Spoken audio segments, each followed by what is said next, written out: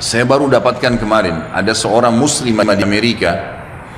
Dia tinggal di sebuah pemukiman di Amerika itu, yang di situ banyak geng-geng penjahat. Orang-orang yang berkulit hitam yang tiap hari memerkosa, membunuh orang, saling perang. Tapi dia nggak bisa apa-apa karena memang dia tinggal di wilayah situ bersama dengan orang tuanya.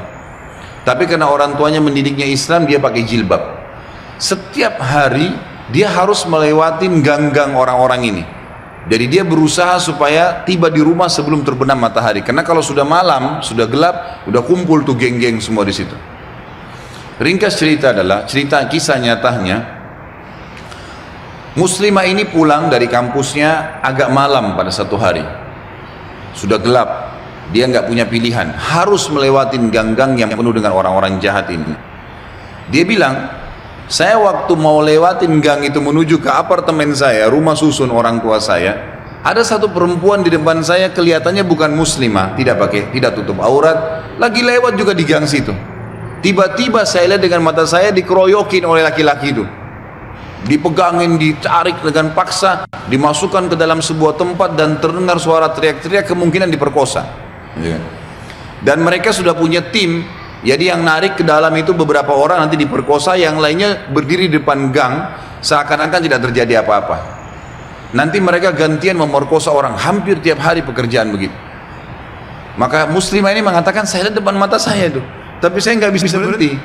Saya mau kemana? Mau ke kampus sudah tutup, mau ke tempat teman-temannya jauh, rumahnya tinggal beberapa langkah, harus dilewatin. Dia bilang, lalu saya berdoa kepada Allah, ya Allah, sebagaimana aku meyakini kamu ada, kamulah yang telah memerintahkan aku untuk menjaga kehormatanku, jagalah kehormatan ini. Dia bilang, lalu saya bertawakal, jalan aja sudah, apa yang terjadi terjadi, karena nggak ada opsi. Dia bilang, sementara saya lewat di depan mereka, geng-geng ini banyak orangnya, bukan satu dua orang, banyak orang di situ, mungkin lebih daripada 10 orang, tidak satu pun yang mengganggu saya.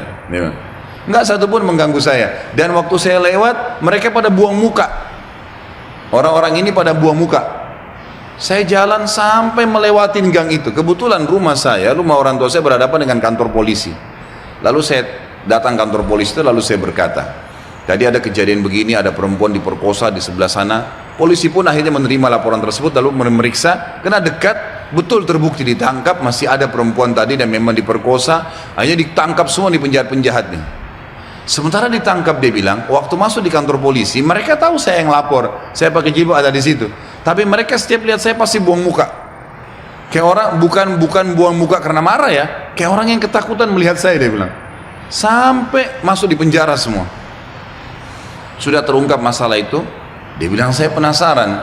Saya bilang sama polisi setelah itu, bisa nggak saya sebelum pulang, saya mau temuin penjahat-penjahat itu. Kata polisi, silahkan. Datang ke sana, dikawal, dia datang, dia tanya, waktu dia bilang saya masuk ke penjara, semuanya pada tunduk, gak ada yang berani lihat saya. Saya jadi bingung, ada apa sebenarnya, gitu kan? Saya seorang wanita cuma pakai jilbab, ini penjahat-penjahat terkenal tiap hari perkosa orang, tiap hari bunuh orang, nggak ada yang ditakutin, gitu kan? Maka saya bertanya, saya mau tanya, saya yang ngelaporin kalian, gitu kan? Maka semuanya ada satu orang yang menjawab mengatakan, kami tahu kalau kamu yang melaporin, gitu kan? Terus kata si perempuan ini, kalian tidak marah dengan saya? Karena ini nanti ke depannya siapa tahu mereka lepas dendam. Nggak ada yang nyaut, diam aja semuanya. Terus dia bilang, saya mau tanya, kenapa waktu saya lewat tidak ada di antara kalian yang mengganggu saya? Saya ingin tahu, apa sebabnya? Ada satu orang, dia tidak angkat matanya ke arah perempuan, cuma dia tunduk, dia mengatakan, dari Anda lewatin gang sampai sekarang, di belakang Anda banyak orang yang menggunakan baju-baju putih yang menemani Anda, dan badannya besar-besar, kami takut.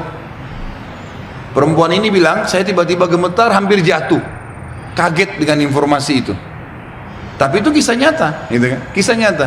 Dia bilang pun, kalau begitu baiklah, dia keluar, lalu dia ceritakan kepada keluarganya. Tapi apa yang kita ambil pelajaran dari kisah ini?